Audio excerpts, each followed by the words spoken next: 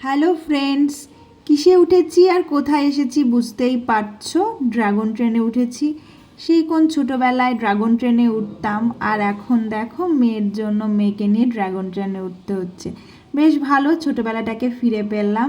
তো আমাদের এখানে মেলা হচ্ছে।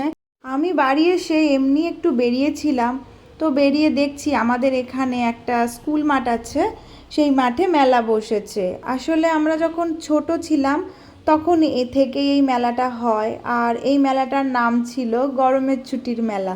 মানে আমাদের স্কুলে যখন গরমের ছুটি পড়তো তখন থেকে এই মেলাটা শুরু হতো। তো স্কুল কলেজ লাইফে এই মেলায় তো বেশ ভালোই ঘুরেছি। তো আবার এসে এই মেলাটা দেখতে পেয়ে বেশ ছোটোবেলার কথা মনে পড়ছিল। আর মেলা মানেই প্রচুর লোকের সমাগম, আর খুব ভিড়ও হয়েছিল। তো ভাবলাম যে যাই একটু ড্রাগন ট্রেনে উঠি মেয়েকে নিয়ে, মেয়ে কখনো ওই ড্রাগন ট্রেনে ওঠেনি।